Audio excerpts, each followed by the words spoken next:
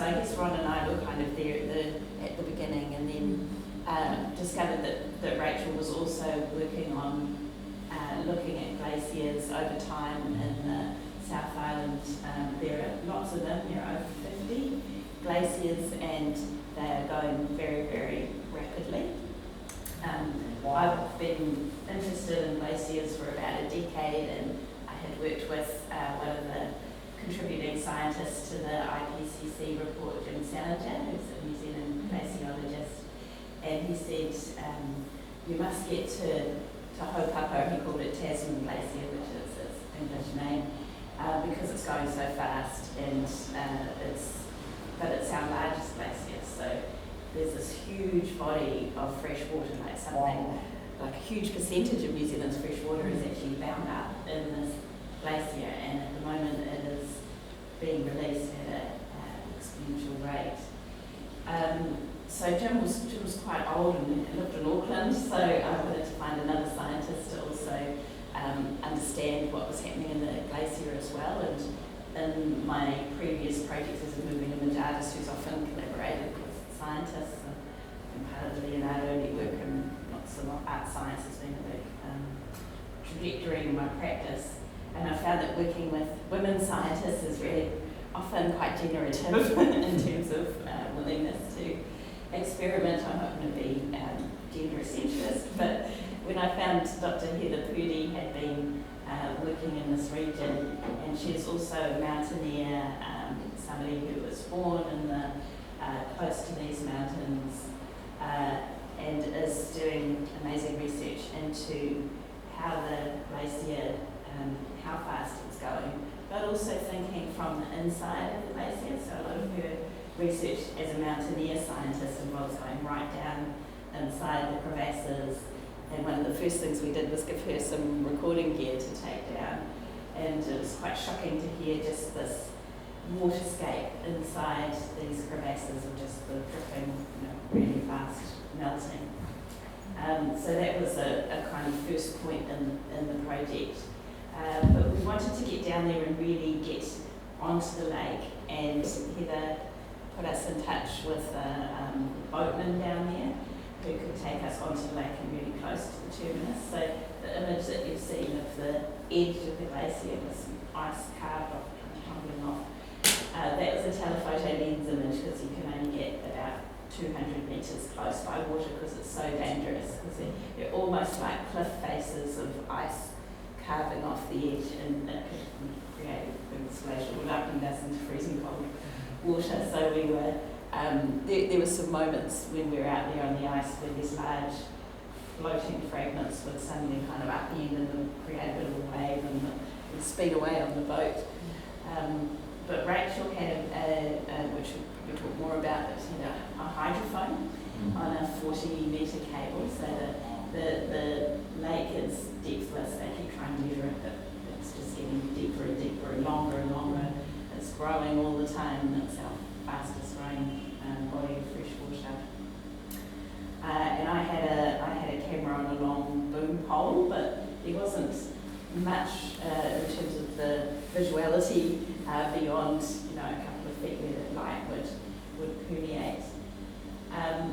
But we talked, I guess rewinding, we talked to Ron about how would we approach the glacier in a way that wasn't leaving instruments in the lake that weren't there before, or that weren't disturbing the fact that we were bringing breath to a place that is usually accessible by a kind of walking track, so people do come there, but it was in the time of COVID that we started this, so it was very, very quiet. There were no people, so anything that we did in the space was bringing our human presence to this very untouched, pristine place. So we talked about how would we best approach these recordings and notions of gifting.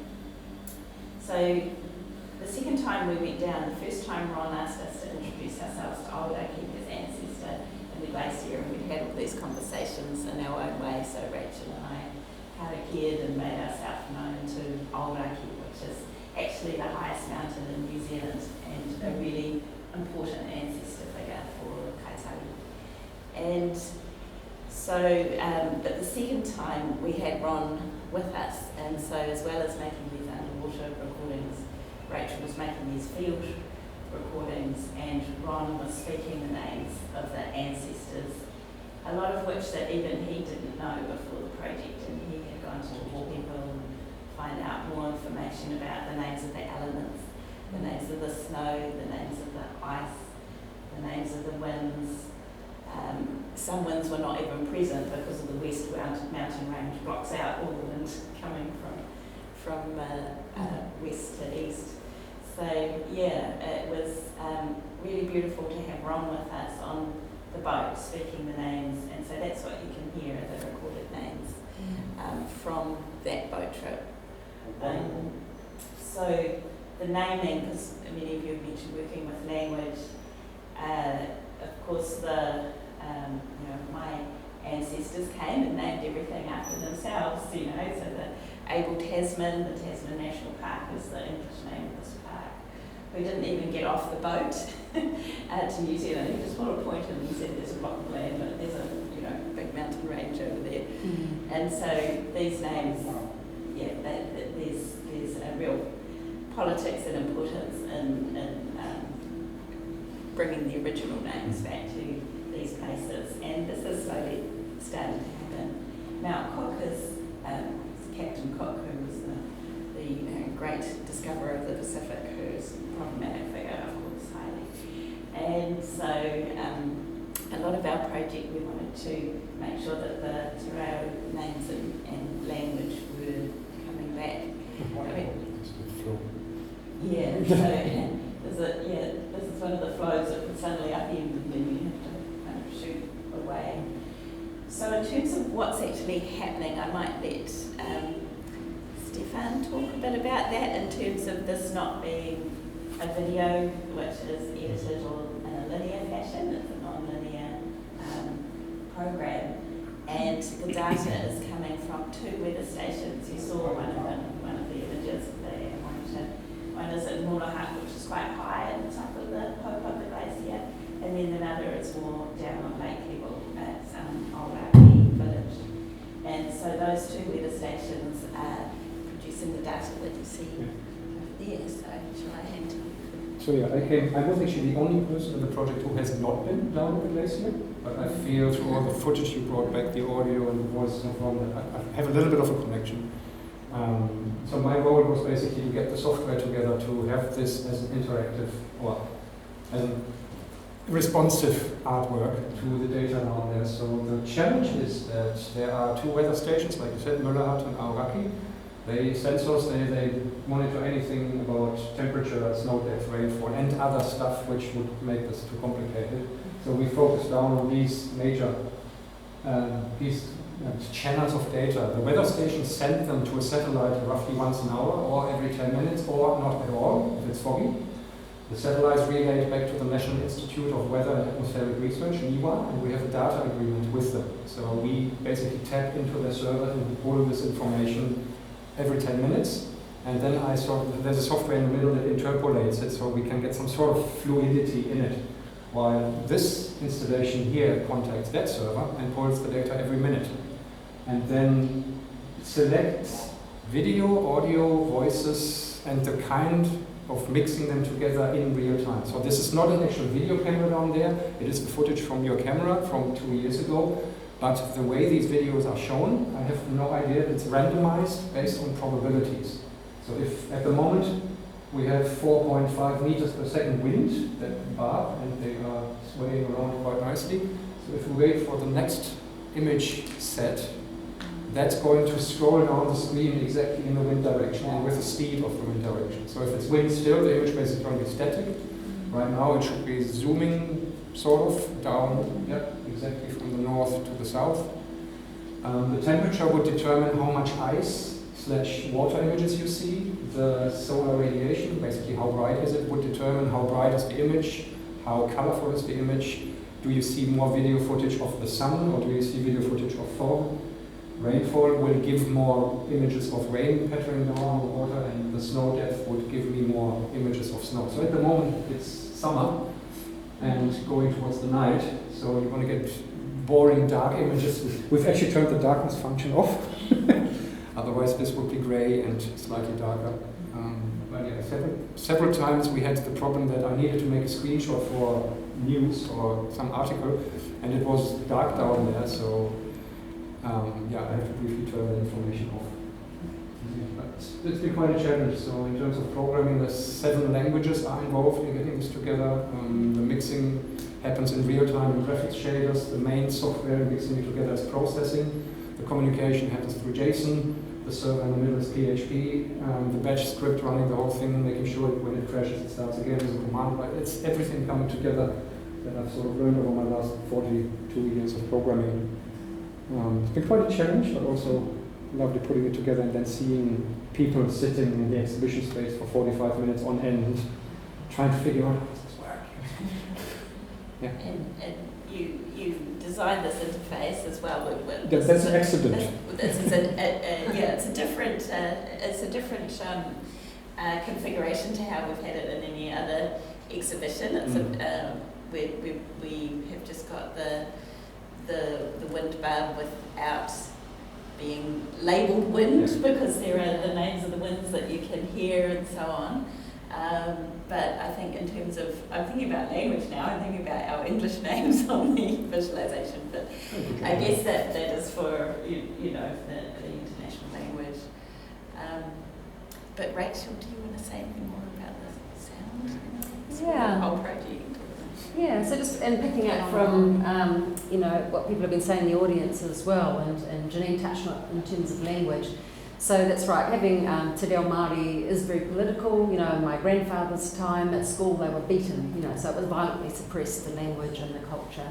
So if they were heard speaking in Māori, they were beaten. So for my grandfather, his parents were like, we're not even going to teach him Māori because we don't want him beaten.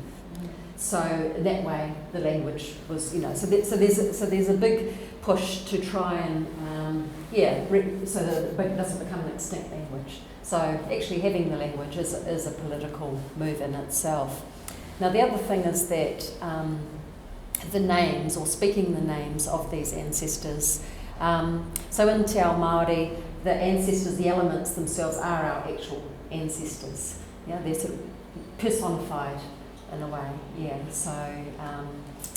So by making recordings of these elements, it's recordings of their voices. Yeah, it's not recording sounds; it's recording the voices of the elements. Yeah? And so they're speaking to us, and then we listen to them. And it's about listening to Earth and listening to what they have to say. Now, this is also in a very practical sense. So you can see those images of the face of the glacier, and it goes down 200 metres. And so the best sound you could hear of what was actually happening and moving within the glacier, this is the creaking and the cracks. And because I was really curious, I've done a lot of recording in the ocean, and a bit like Jana's, beautiful recordings that she's got in her work, and you can hear all the species and all the life in the ocean, and that's the same when you're recording in the ocean around Aotearoa, New Zealand. And so I was like, well, this is too cold for anything to be alive.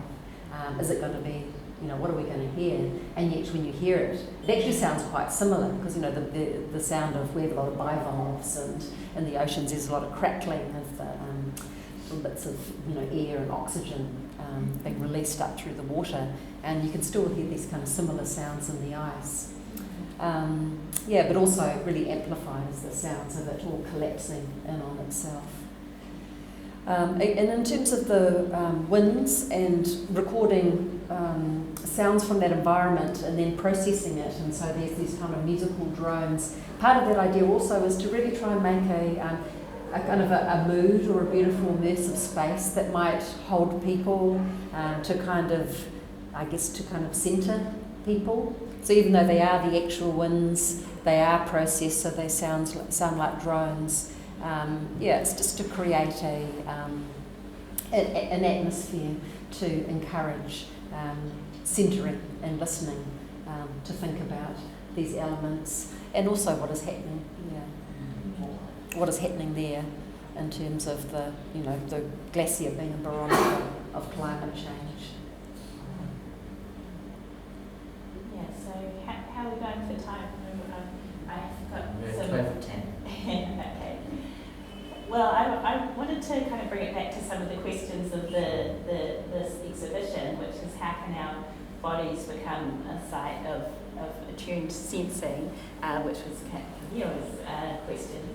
And I was also thinking about that yes, when we create this space, you are also becoming a system of a kind of measurement or monitoring or breathing or understanding something, particularly I think through the sound, and also perhaps through some of the images as well of understanding something about a place that is really, really distant and really, really hard to think about too, because it's not something that's part of our everyday lives or affecting us. But of course it's just one thing that is indicating, but in a really dramatic way, how much the climate is warming. So I think that's why glaciers are such a kind of point of interest in the climate change discussions, is because you can just see before your eyes how fast they're changing. And also one thing that we have discovered through working with Ron is that we also, it wasn't necessarily like a funeral for the glacier, like the Aotearoa glacier in Iceland. This is not a mourning, melancholic work. It's a work that also is about honouring and voicing and gifting this moment of transformation, because it's also a moment that Ron pointed out when the breath of his ancestors who walked here hundreds of years ago is being released through everything that's been contained in the ice, the pollens, the ash from ancient fires, the sea breezes that blow from the coast up to the glacier, all those things, the rocks that you can see in some of the images. There are these beautiful stones that get worn by the glacier, and all these things. It's also a moment of release and transformation. So yes, it's sad because this natural heritage is going, which is Jim Salinger, the climate scientist, said that it's a tragic loss of our natural heritage. But then talking to Ron, it's also part of this process of this water will now it contributes to agriculture, but of course for us as a coastal nation, the sea level rise is our airport is kind of meters from the water at the moment. We're losing coast.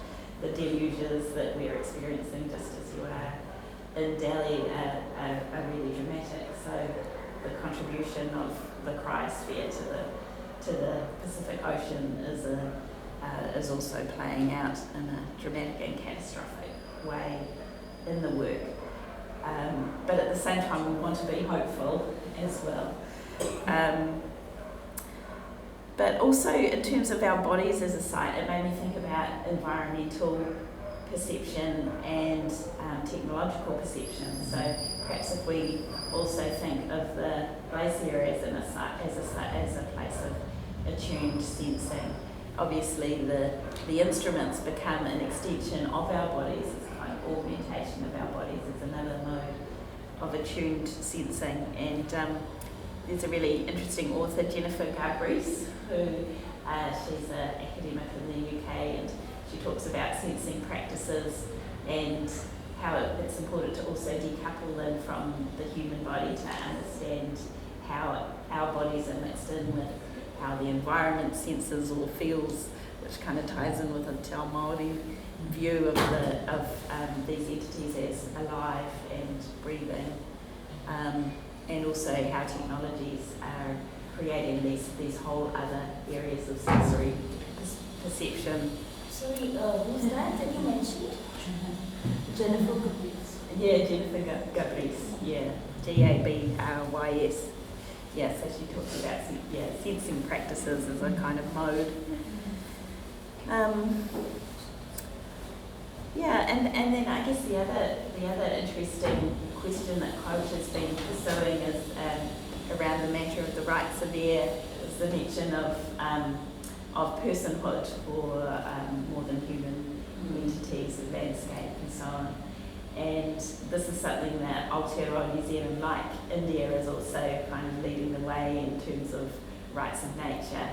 And so we have two natural places. The Whanganui River in the North Island has been named a legal person, legal personhood, and also the Aotearoa Forest, which belongs to the Tuhoe people who never signed the Treaty of Waitangi and never ceded any kind of sovereignty in any way. So that whole forest is also legal personhood. And then there's some interesting Māori scientists who have proposed that Te Moana Nui a Kiwa, the entire Pacific Ocean, could perhaps have legal personhood.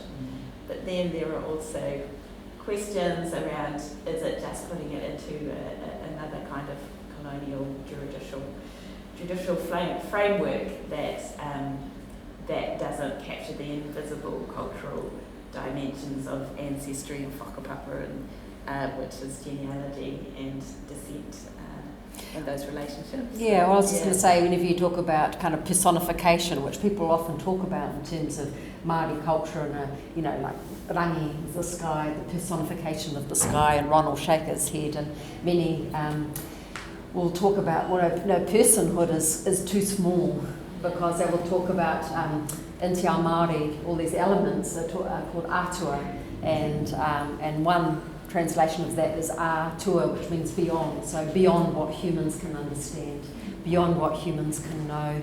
And so, however, like the Whanganui River, by that having personhood, a legal personhood, at least there's some recourse in terms of what happens to that river. There are, so it does give the legal avenues for protecting it.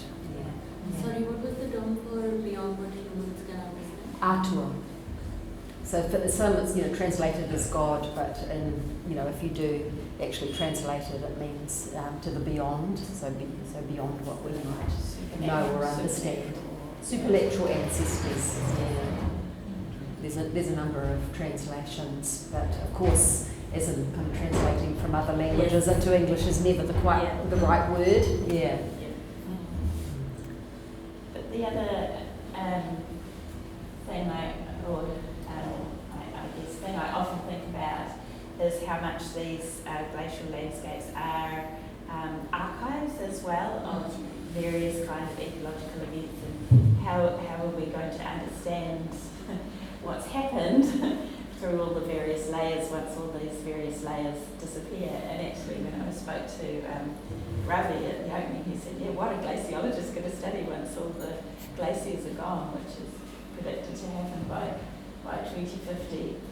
And I was also thinking of Peter Sloterdijk and the Sparran series, and he talks about the air atmosphere that we're in, that we're condemned to being in, even though it is no longer good.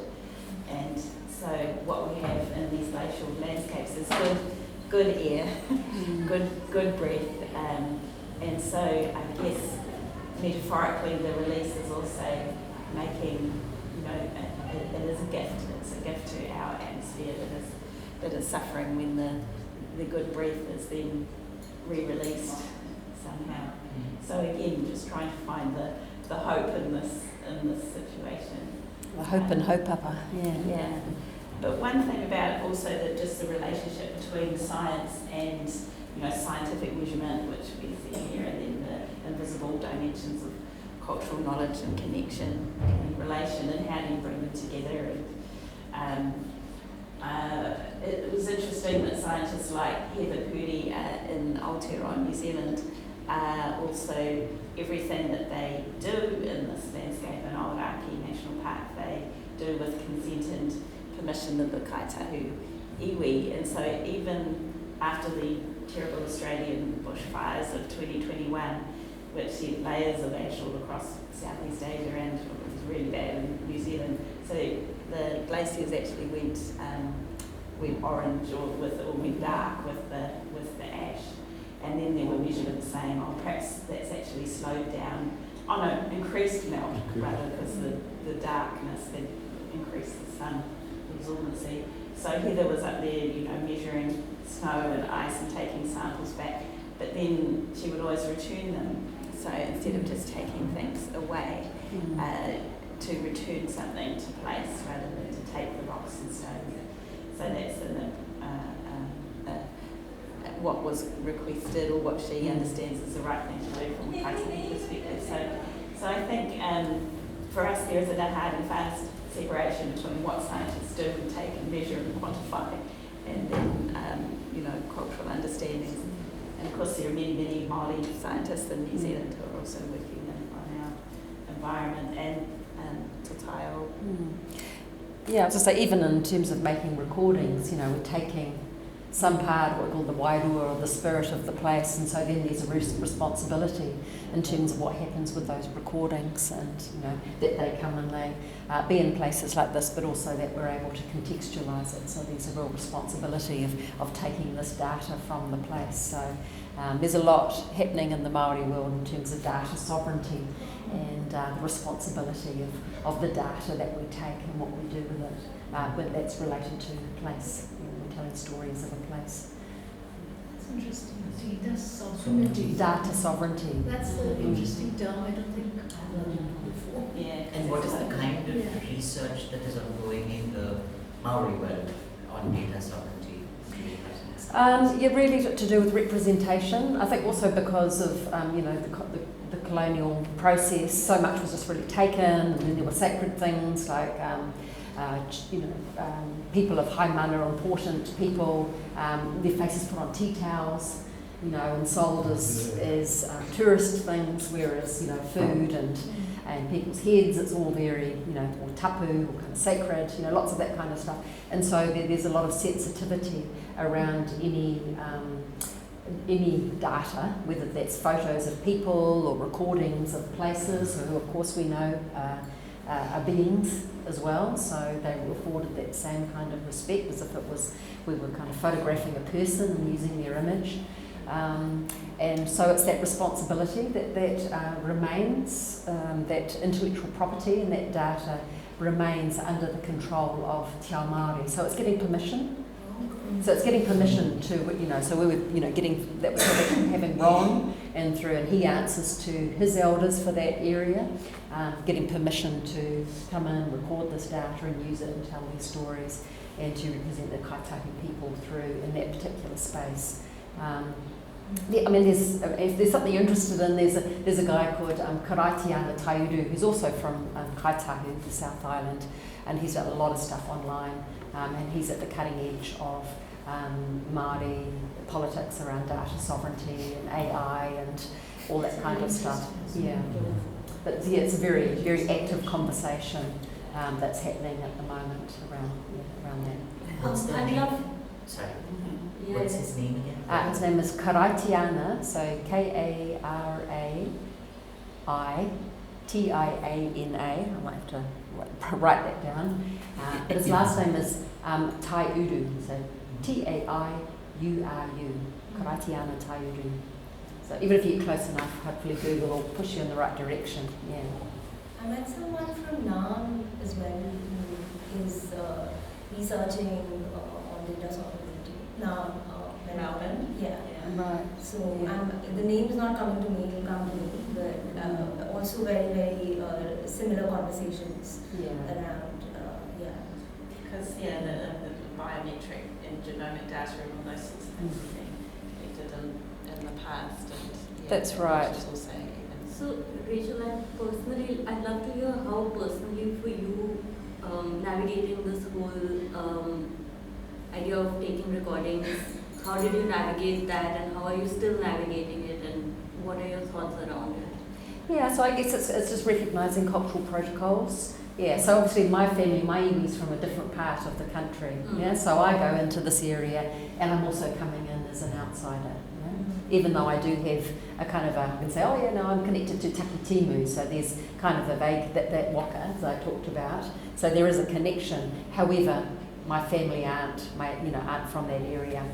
So we defer to Ron and his connections through there. So again, I just kind of go through those permissions. Yeah. If I'm in my own area, it's a little bit different. However, I would still, get permission from my iwi. I just don't go in there and take stuff or sound recordings. And I've certainly done field recordings around different parts of the country. So, I mean, if it's going to be used in a public sense, that's when it's really important to get that permission. Yeah. So. And even in terms of how it's experienced once you, like in this sort of context, once it's experienced by people, do you have certain ways or interventions in which it could be more authentic to the cultural protocols that you're referring to, or make them aware of it? Yeah, well, I guess in situations like this, where we can come in, and obviously we started with a karakia, which is kind of a clearing and an opening of the space. It's also kind of an application as well to the elements. The first one that I said, obviously there's specific words, pohihiri podarama, so just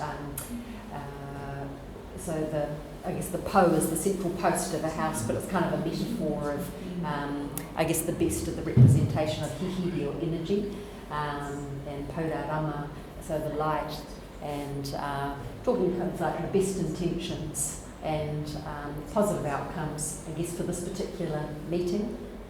But also in terms of your perhaps engagement with what the elements that we're presenting here. But in Māori culture, talk about cultural safety a lot, and so it's kind of making the place safe. So through us going through all the processes with Ron and clearing the telling of these stories, then we make presenting this safe for you to listen to as well, and for us to represent it. So that's your question? Yeah, thank you. Also, to just add to that, I think what you mentioned about recordings as voices was very, very interesting. How you're looking at them as not just sound, but voices that are speaking from across time spans, perhaps. And in that sense, I was also interested in understanding how you look at live sets, because I was there, a lot of us were there at the performance that day. Yes. And in both the sets, you were also sort of processing recordings. Yes. So, like, how does the way you work with recordings change when you're doing a live performance as opposed to when you're like working with a pre-produced sort of piece, like in this one? And I also just wanted to clarify: is the sound also being mixed in a responsive way? So I guess in terms of the live sound, I get a bit more of my kind of experimental music hat on, and then it becomes more of a conversation. So it's really so a lot of those, especially that first set, that was a lot of recording. They were all field recordings from Aotearoa. Many were from my area, where my ancestry comes from, on the east coast of New Zealand. And though there was, I think I had at the end, I brought in haupapa, mainly it's just to kind of contextualise it for what we're doing here in this work. And so processing it is really improvisational, and it is meant as really kind of a conversation with the material. Sure. No, I think one of the most fascinating things for me is also this kind of conversation that's happening between deep time and real time in this work, because there's a very empirical live data sets, but then there's this kind of deep time, the landscapes and the ice and the snow and the language itself. And this sort of there's a new sort of language itself that gets formed in the space in that sense, which is kind of contending artistically with how to navigate the both. Like how do you kind of look at liveness in real time while you're also addressing deep time and its sort of manifestations in the now. So that's quite interesting. Well, certainly in terms of te ao Māori or the Māori culture,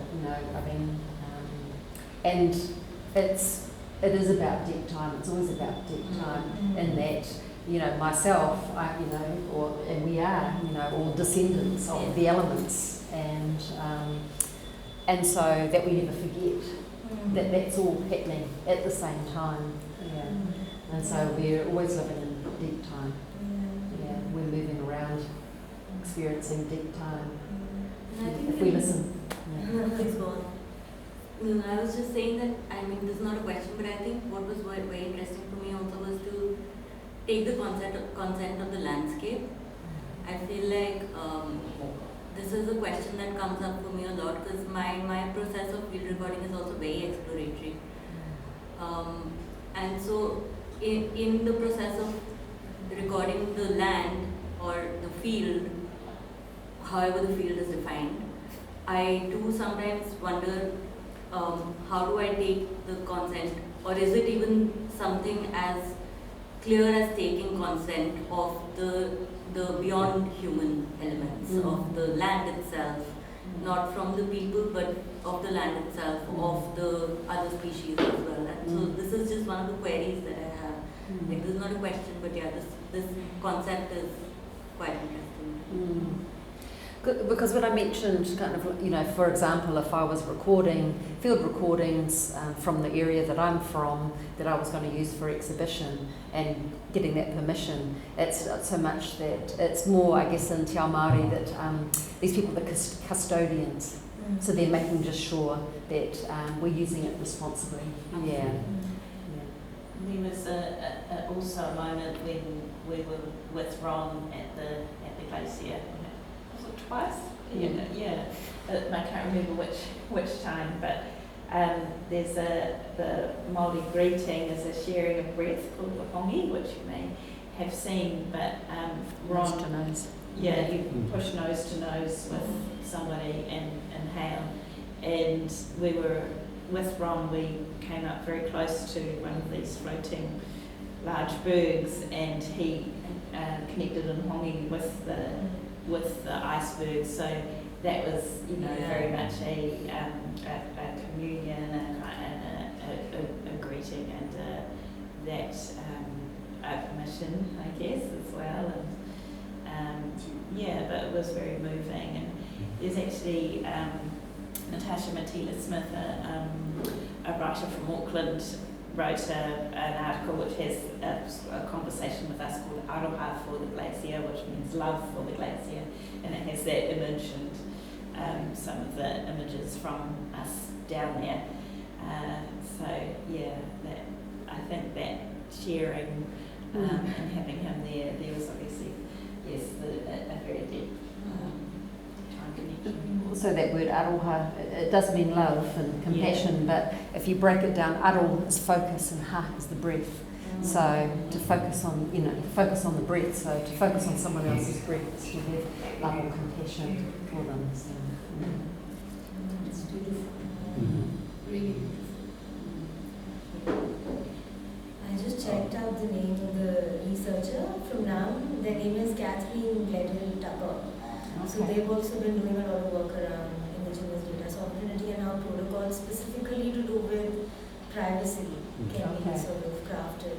yeah, I'll get that name off you. Yeah. I just had a question about your, just going off the recording idea. So, when you're at the location where you plan on recording, for example, for this project,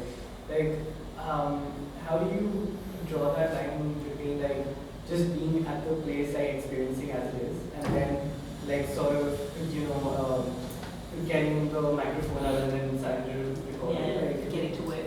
Yeah, and then once you have the material, deciding which parts you want to use and because I would imagine for something like this, a lot of sounds would sort of overlap with each other and sound similar. So what exactly are you looking for from those recordings to then use in this project? And then because that's a general question I have been thinking about it a lot, because technically anything could be a field recording. You could go to any space and you could record it, but how do you draw that line between it being a sound that you want to turn into art versus just letting it as it is, or well, specifically for the the ones we use with the crackling, the sound of the hydrophone. So I guess there is a process, in terms of introduction yourself to the elements, and karakia in terms of and saying best intentions, and I'll use this responsibly. But then it's, I guess it's quite, if you run field recording, it becomes quite meditative. You have to get in there and you really have to listen. And of course, all those sounds that you don't hear when you haven't got headphones on, you suddenly realise, oh my gosh, actually, that sound that I wanted is buried under all of this. That's why the underwater recordings were the cleanest. So it's just kind of really looking for this particular recording, it's looking for a nice clean section. So there was quite a lot. There was like the cables would bump against the boat or things would happen. So there was, so it's just really spending time going through and just trying to find a clean section. In terms of installation, there's kind of a 8 minutes is the standard time that people will spend, I understand, in It's a... about 30 seconds. So I often kind of go like 8 minutes or longer if I can get a really nice, long, clean section. And certainly in film, often it's a 2-minute loop. So when I worked in post-production audio for films and got to atmospheres for those, you're looking for at least clean 2 minutes, and that way you can loop it and people won't notice. For installation, I'll try to go to 8 minutes if I can. So that's what I'm looking for, is a really nice clean section, so that way I'm and then it's often cutting it so that there's enough of a bit of a movement throughout that. So a lot of times. Just to follow up on that, like the drone sounds that we hear in the recording, did you derive those from the field recording? Yes. So that was really recording the atmosphere and recording the air, and then I'll just I work with Pro Tools and Ableton Live, and I'll process it and add in harmonics and pull out certain elements from it to create those drones. So they kind of do have like bass, key tones from that environment, like that kind of musicalized. Like I said, I wasn't at this location itself, but when you came back with the first hydrophone recording, I cried because of the impact this crackling and splashing and collapsing in a sense has. I just quickly want to add one more thing on that. Māori styles, they always say the tohu, the signs, So it's kind of like you go out to record, and it's like, is there anywhere I shouldn't go? And they'll go, your recording equipment just won't work, if you're not meant to be recording that day or whatever, So, getting a really nice clean recording feels like, it's kind of like that's a gift. That's a gift. And getting a really rainy opening night, that's an amazingly good sound. Really. It's almost right? Yes. Oh, okay. I didn't know that. No, it's true, but it's a blessing. Also, in terms of the data, are there any temporal delays? It comes in effectively, hours. It depends on when the data comes. When we were in Dunedin, there was a weather front coming through the day before the opening, on the opening. So we suddenly saw a spike in rainfall at values I had never seen before. And then 45 minutes later, we got that front ourselves. So the visualization was basically telling us, hey guys, something's coming up. And then 45 minutes later in Dunedin, we had the downpours. Yes, there was a huge thunderstorm down there at the opening, But we should finish. We need to move into, let everybody move into more arts and more spaces. So, did you want to closing here? I'll just do a short one, which just talks about the Māori, which is the life force. That's all of us and all the elements. So Māori oho, Māori ti, Māori ora, kia tātou katoa, umi, ui, tai ki. Kia ora tātou. Thank you so much for I think two universes meet and we're very thankful for you. Stefan is leaving today, and in 2 days Janine and Rachel also leave. But It's been such a pleasure it's having been you. a privilege to have you here and show your work here. Pleasure working with you. Thank you, Val. Thank you so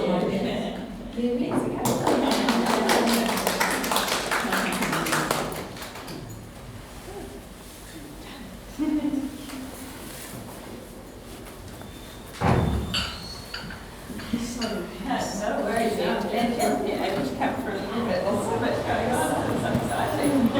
Yeah.